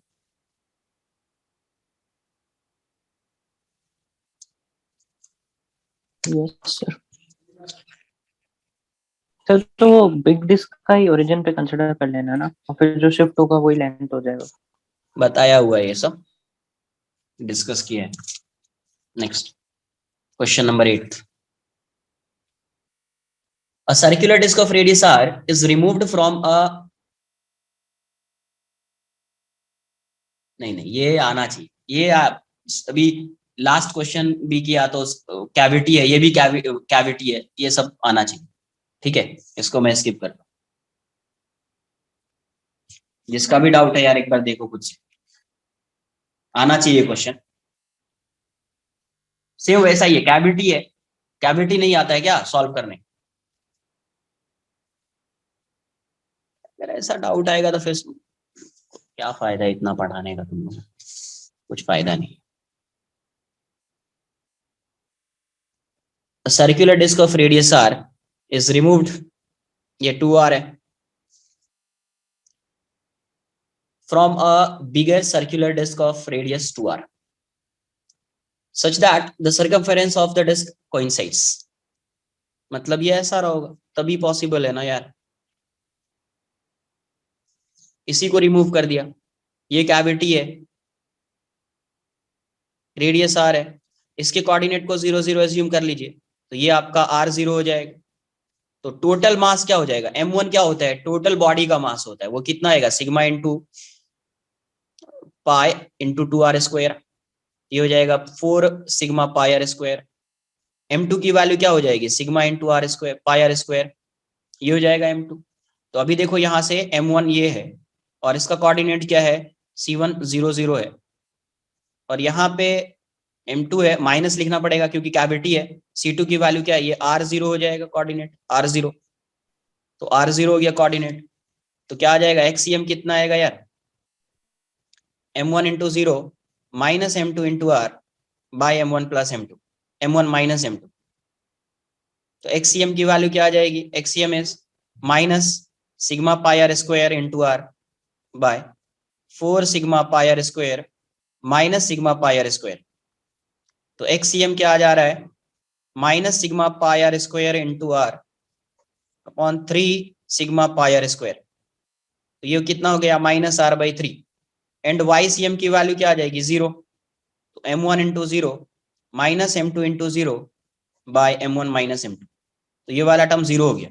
तो अभी सेंटर ऑफ मास थोड़ा शिफ्ट हो जाएगा, सेंटर ऑफ मास कहीं यहाँ पे आ जाएगा, जिसका कोऑर्डिनेट क्या होगा, -r/3 0, और ये पहले 0 0 पे था, तो कितने से शिफ्ट हो गया सेंटर ऑफ मास, तो ये डिस्टेंस कितना आएगा, r/3। Hence r/3 equals to alpha r। r से r कैंसल आउट हो जाएगा, अल्फा की वैल्यू क्या आ जाएगी, 1/3, alpha equals to 1/3।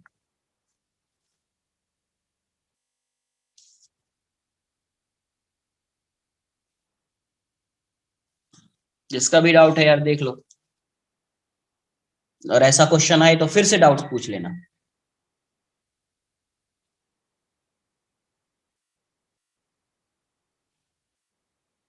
Question number 14।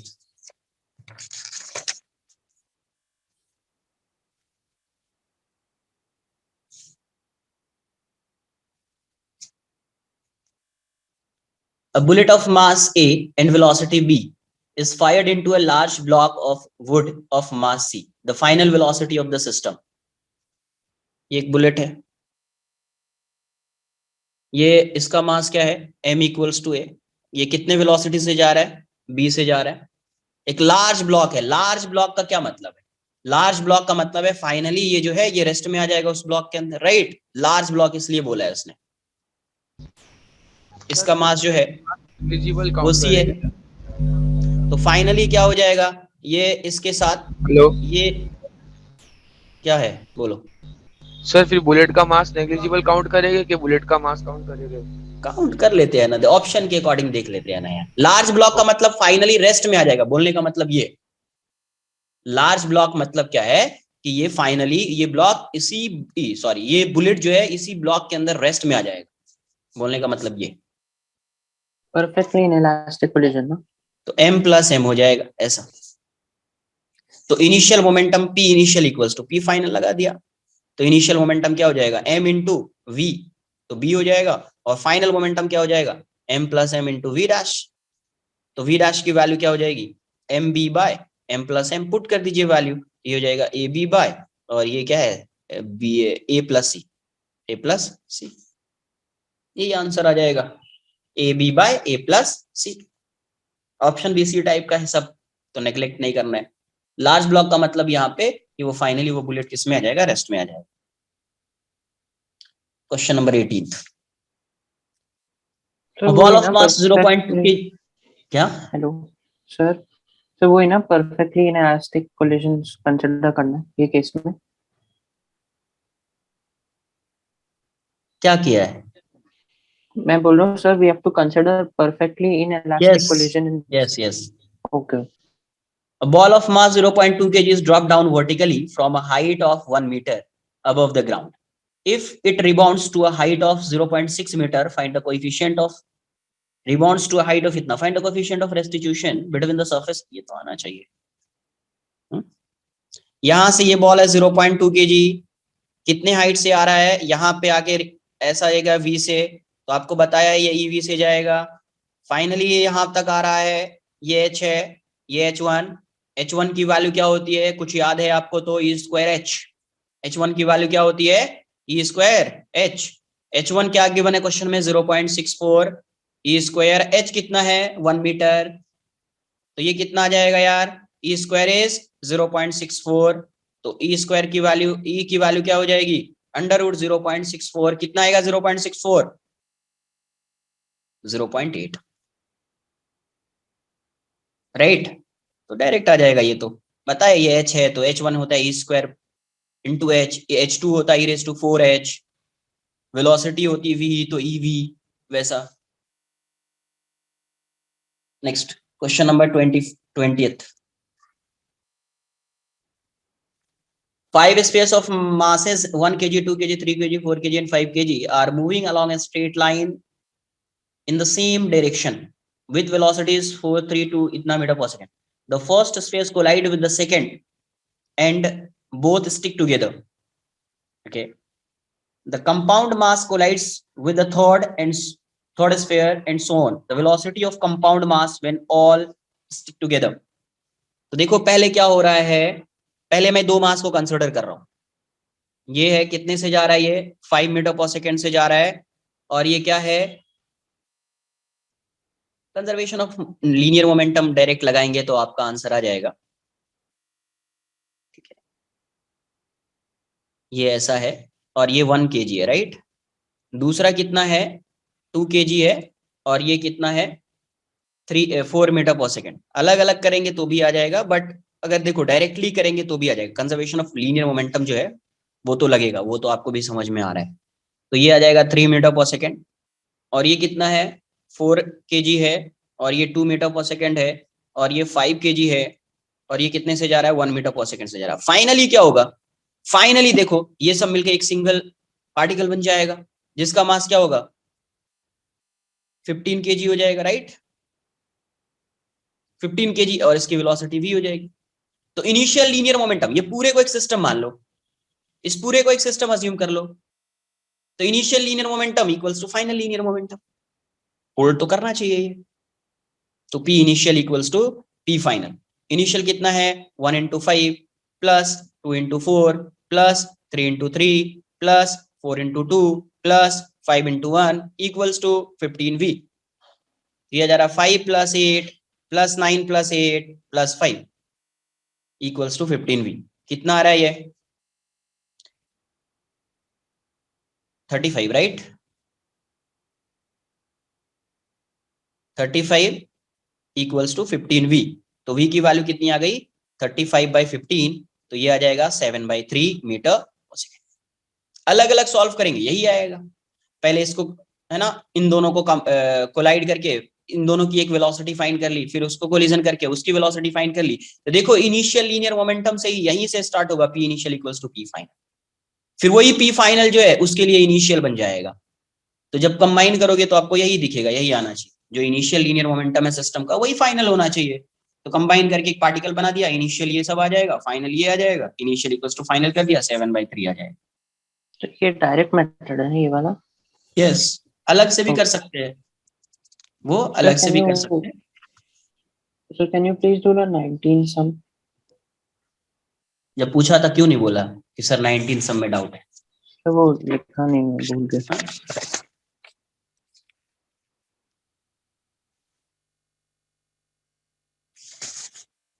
18th हो गया, 20th हो गया, 19th, 14th भी हो गया है, 21st, 23rd, 19th देख लीजिए क्या है। क्या दिया? Ball impinges directly upon another ball at rest and is itself brought to rest by the impact. If half of the initial kinetic energy is destroyed in the collision, the coefficient of restitution. ये ball जो है suppose v velocity से जा रहा है, right, और ये ball v velocity से जा रहा है, दूसरे बॉल को ये स्ट्राइक कर रहा है, ये रेस्ट में, ये किस में है? रेस्ट में, राइट। अभी फाइनली क्या हो गया? ये ब्लॉक बॉल ए बॉल बी, ये बॉल ए रेस्ट में आ गया, बॉल बी जो है यही बोल रहा है ना क्वेश्चन में, impinges directly upon another ball at rest and itself is brought to rest by the impact if half of the initial kinetic is destroyed in the collision. अब ये बॉल बी है, अब इसकी कुछ वेलोसिटी होगी v dash, अभी collision में कितना एनर्जी लॉस हो रहा है? तो हाफ हो रहा है। तो लॉस इन काइनेटिक एनर्जी, इसका मास m1 अज्यूम कर लेते हैं, इसका मास m2, तो शायद कैंसिल आउट हो जाना चाहिए, m1 m2 देख लेते हैं क्योंकि मास तो गिवन है नहीं। तो लॉस इन काइनेटिक एनर्जी क्या लिखेंगे आप? लॉस इन काइनेटिक एनर्जी, तो लॉस इन काइनेटिक एनर्जी जो आएगा वो आएगा half mu 1 minus e square into v relative, u relative बोल दीजिए, यू रिलेटिव रेस्ट। तो loss in kinetic energy half kinetic energy है इसके पास, तो लॉस इन काइनेटिक एनर्जी भी हाफ होगी। तो इनिशियल काइनेटिक एनर्जी कितनी है इसकी? K initial half m1 into v square, इसका हाफ होगा, लॉस इतना आ रहा है, राइट, हाफ, ये हो जाएगा m1 m2 by m1 plus m2 into 1 minus e square, ये हो जाएगा v माइनस 0 का स्क्वायर। m2 कैंसल आउट नहीं होगा क्या? देख लेते हैं, कुछ ना कुछ तो आएगा। तो ये वाली वैल्यू हाफ से हाफ कैंसल आउट हो गया, इसकी वैल्यू कितनी हो जाएगी? हाफ m1 v स्क्वायर, ये हो जाएगा m1 m2 by m1 plus m2 into 1 minus e square into v square. तो देखो m1 v स्क्वायर जाएगा, m1 v square cancel out हो जाएगा, तो यहां से half equals to m2 by m1 plus m2 into 1 minus e square, equation 1। दूसरा equation क्या आएगा? फाइनल काइनेटिक एनर्जी इसकी कितनी है? तो फाइनल काइनेटिक एनर्जी होगी इसकी half m into but v dash square आ जाएगा। मोमेंटम कंजर्व कर सेम मास कंसीडर नहीं, करना। मोमेंटम एक बार मोमेंटम कंजर्व कर लेते हैं, सेम मास होगा तो e की वैल्यू 0 आ जाएगी ना, फिर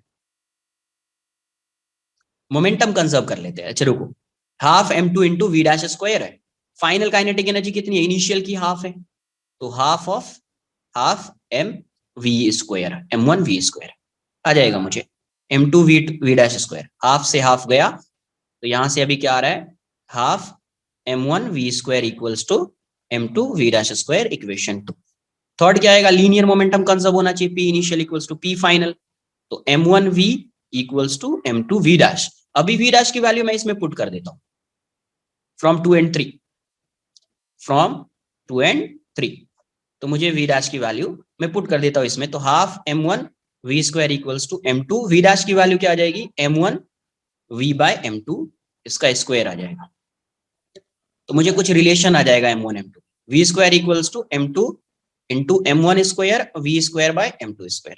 तो देखो v स्क्वायर से v स्क्वायर गया, ये m2 स्क्वायर से m2 स्क्वायर कैंसल आउट होगा, एक m1 से m1 कैंसल आउट होगा, तो यहां से क्या आ रहा है रिलेशन, m2 इस साइड, 2 इस साइड, तो m2 equals to 2m1, equation 4।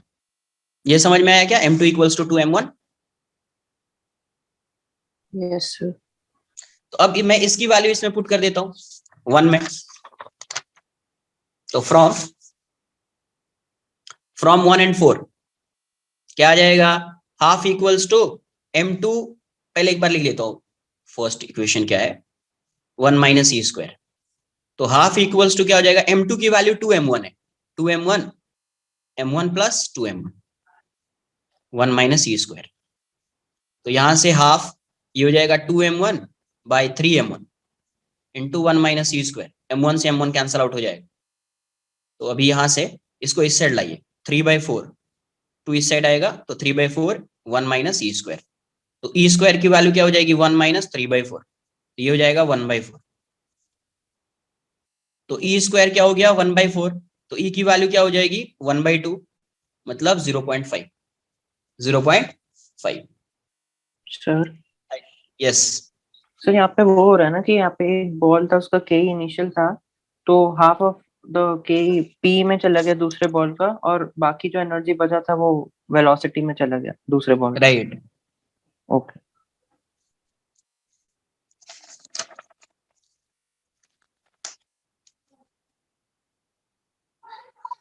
Next question है आपका क्वेश्चन नंबर 21। 21 क्या है, body aches with a momentum p, body aches with a momentum p, इसका मोमेंटम p है, कोलाइड्स विद अनदर आइडेंटिकल मतलब मास सेम होना चाहिए, राइट, इसका मास मैं m अज्यूम कर लेता हूं, तो वेलोसिटी v अज्यूम कर लेंगे, तो p की वैल्यू क्या हो जाएगी, mv हो जाएगी। दूसरी एक बॉडी है y जिसका आइडेंटिकल है मास m रेस्ट में, वन डायमेंशनल कोलिजन है, during the collision y gives an impulse j to the body x, then the coefficient of restitution is, जब ये कोलाइड हो रहा है तो इसने इसको इंपल्स दिया, जब कोलाइड होगा तो इंपल्स किस डायरेक्शन में लगेगा, ये इस डायरेक्शन में लगेगा, तो ये जितना इसको इंपल्स देगा ये भी उतना ही इंपल्स देगा इसको, ये x है ये y है, उतना ही इंपल्स ये देगा जी, राइट। अभी उसने क्या बोला, द कोएफिशिएंट ऑफ रेस्टिट्यूशन बताना है, कोएफिशिएंट ऑफ रेस्टिट्यूशन क्या है, तो कोएफिशिएंट ऑफ रेस्टिट्यूशन फाइंड करने के लिए वेलोसिटी देख लेते हैं, वेलोसिटी से रिलेट कर लेते हैं क्या आएगा नहीं आएगा, तो इसको ये इंपल्स दिया, उस इंपल्स की वजह से इसकी कुछ वेलोसिटी होगी, तो मैं अगर वेलोसिटी इस डायरेक्शन में v डैश अज्यूम कर लेता हूँ v1, और इसकी वेलोसिटी इस डायरेक्शन में v2 अज्यूम कर लेता हूँ, मुझे आंसर चाहिए j के टर्म में,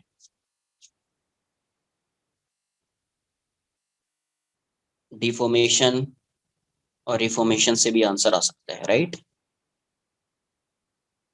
अच्छा एक बार इससे देख लेते हैं आएगा या नहीं आएगा, तो यहां से अगर मैं यहाँ पे फाइंड करूं j, इसका लीनियर इंपल्स फाइंड करूं डेल्टा p अगर इसका फाइंड करूं, इसी डायरेक्शन में फाइंड कर रहा हूं, तो ये हो जाएगा आपका mv1 माइनस mv, और ये j के ऑपोजिट डायरेक्शन, तो minus j equals to mv1 minus mv, right, तो ये minus j plus mv equals to mv1, तो यहां से m को इस साइड लाइए, तो माइनस j बाई m, ये हो जाएगा v इक्वल्स टू v1 ये आ गया, एंड यहां से अगर आप देखोगे दूसरे बॉल के लिए, पहले तो रेस्ट में था, ये हो जाएगा mv2, तो v2 की वैल्यू अपने को क्या आ जाएगी j by m, right, j by m, तो मैंने यहां से v1 फाइंड कर लिया और v2 फाइंड कर लिया, किसके, इसमें j के इसमें j के टर्म्स। तो अगर मुझे क्या चाहिए, मुझे चाहिए कोएफिशिएंट ऑफ रेस्टिट्यूशन, तो E क्या होगा, velocity of separation upon velocity of approach v minus 0, तो E की वैल्यू, v2 की वैल्यू क्या आई j बाई m, ये क्या आया v minus j by m, और ये वाली वैल्यू v, तो E की वैल्यू क्या आ रही है j by m minus v plus j by m upon v, तो यहां से E की वैल्यू क्या आ रही है j by m minus v के टर्म में ही रखते हैं, 2j by m minus v by v। अब देखो ऑल्सो अपने को क्या पता है कि p जो है वो है mv, तो आप m को लिख सकते हैं m equals to p by v, right, m equals to p by v। Hence e की वैल्यू क्या आ रही है अपने को 2j बाय m की value p by v minus v। अब यहां से v न्यूमरेटर में जाएगा ये, तो 2jv by p minus v by v common ले लो, v कॉमन आ गया तो ये क्या आ जाएगा 2j by p minus 1 by v से v कैंसल आउट हो गया, तो e की वैल्यू क्या आ रही है 2j by p minus 1।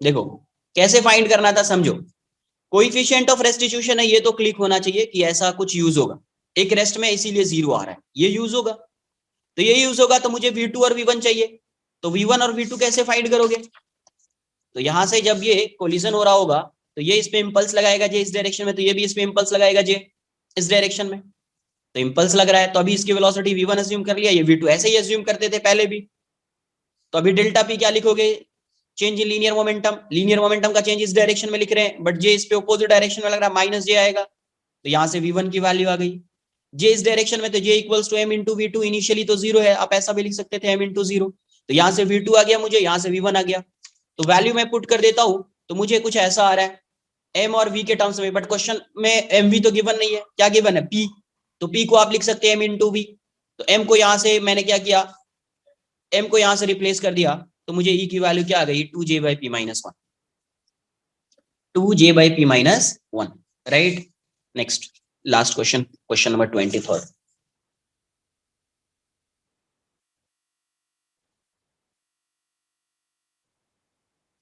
A ball impinges directly on another ball at rest. The first ball is returned back with half of its initial velocity. If half the kinetic energy is lost by impact, what is the value of coefficient of restitution? अभी just एक question number 19 किया था ऐसा, question number 19 just ऐसा ही solve किया है, एक बार try करो खुद से। ये एक बॉल है, मास m1 है, v से जा रहा है, दूसरा बॉल है m2, ये रेस्ट में है, राइट।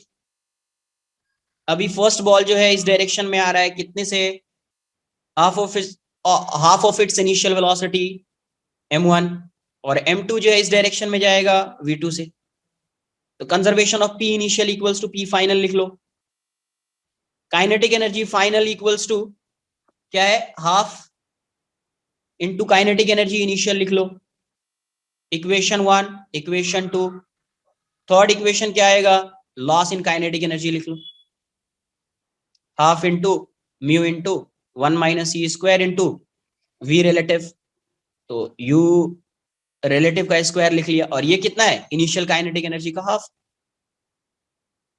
ये तीन इक्वेशन से अभी जस्ट फाइंड किया है, आपका भी आंसर आ जाएगा 1 2 3, you will get the value of e, यहां से आपको e की वैल्यू मिल जाएगी, right. Just question number 19 solve किया है, क्वेश्चन नंबर 24 अभी सॉल्व किया था, बट मैंने कुछ वैल्यू ले ली थी, आपसे हो जाना चाहिए वो 25th 26th सिंपल, 29th भी सॉल्व किया है, 20 ये सब आ जाएगा आपसे, ठीक है। मिलते हैं नेक्स्ट लेक्चर। 22nd कर सकते हो प्लीज, उसका डायग्राम समझ नहीं आ रहा कौन सा कहां से collide. Two balls are in contact on a table and are in equilibrium. A third ball collides with them simultaneously, symmetrically, and remains at rest after impact. The coefficient of restitution. ये ऐसा है, एक बार ऐसे ही थोड़ा सा बता देता हूँ, एक बार ट्राई करना, नहीं होगा तो मैं बता दूंगा नेक्स्ट लेक्चर में, बट एक बार समझ लो कैसा है ये बॉल। ये बॉल ऐसा है, ये बॉल ऐसा है, थर्ड बॉल यहाँ पे आ रहा है, सिमेट्रिकली आके स्ट्राइक कर रहा है, ये ऐसा आ रहा है, तो जब कोलिजन होगा तो कुछ ऐसा कोलिजन होगा, ऐसा कोलिजन होगा, राइट। तो इसकी जो वेलोसिटी इस डायरेक्शन में, आपको इस डायरेक्शन में वेलोसिटी फाइंड करनी पड़ेगी। इस बॉल के लिए ये लाइन ऑफ इंपैक्ट हो जाएगा, इसके लिए ये लाइन ऑफ इंपैक्ट हो जाएगा। आ रही है बात समझ में कुछ? Yes sir. हाँ, कुछ तो फिर इलास्टिक अब लाइन कोलिजन नहीं दिया ना, लेकिन क्या, वो तो ढूंढना। हाँ ओके, इलास्टिक कुछ कोलिजन में नहीं दिया ना, अरे ढूंढना। कोएफिशिएंट ऑफ रेस्टिट्यूशन फाइंड करना, इलास्टिक कोलिजन कहां से होगा भाई साहब? Yes sir yes. तो यहां से आप इसको फाइंड कर लो, इसको एक कंसिडर कर लो, इसका और इसका जो होगा सेम इसका और इसका होगा, बिकॉज ये दोनों आइडेंटिकल है, ठीक है, ये दोनों क्या है, आइडेंटिकल है। तो इसका और इसका जो होगा, इसका और इसका भी वही होगा। तो इनिशियल वेलोसिटी कुछ अज्यूम करना पड़ेगा। तो अगर मैं इन दो बॉल को कंसिडर करूं, इसको और इसको, तो ये बॉल पहले ऐसा जा रहा था v से, तो लाइन ऑफ इंपैक्ट के अलॉन्ग इसकी वेलोसिटी फाइंड कर सकते हैं आप, थीटा फाइंड कर सकते हैं। थीटा ये आपका 2r है, ये r है, you can find the value of theta. ये थीटा फाइंड कर सकते हैं आप, 30 डिग्री हो जाएगा। तो इसकी वेलोसिटी इस डायरेक्शन में फाइंड कर लीजिए, एक टेंजेंशियल वेलोसिटी आ जाएगी, राइट। अब इस बॉल की वेलोसिटी कुछ अज्यूम कर लो इस डायरेक्शन में v डैश, तो इस डायरेक्शन में इसकी कुछ वेलोसिटी दिख जाएगी। तो जब वो जो बिग बॉल जो पहले थर्ड बॉल आ रहा था उसका जब वेलोसिटी रिजॉल्व करेंगे तो दोनों line of impact will be at 90 degrees to each other. नहीं, 60 डिग्री पे आएगा। क्यों आएगा 90 डिग्री पे? फिर अरे अलग ये अलग लाइक ये 30 है ना भाई साहब, ये भी 30 होगा ना। Yes yes. तो फिर बिग बॉल का वेलोसिटी अरे फिर किसी कैसे? एक बॉल के लिए फाइंड कर लो ना यार, ये दोनों आइडेंटिकल है तो इन दोनों के बीच जो कोएफिशिएंट ऑफ रेस्टिट्यूशन होगा वही इसके बीच होगा। दो बॉल को कंसिडर करके आंसर कर लो ना यार, थर्ड बॉल को हटा दो ना यार, सिंपल है। तो हटा दीजिए, सिर्फ इसको कंसिडर करो ना। ये दो बॉल है तो ये तो सॉल्व कर सकते हो। यस यस, दो बॉल ट्राई का करना नहीं होगा तो नेक्स्ट लेक्चर में इसको जो है ना लेक्चर में ही सॉल्व करा देता हूँ, बाकी आपसे हो जाएगा। Yes okay. चलिए बाय, टेक केयर।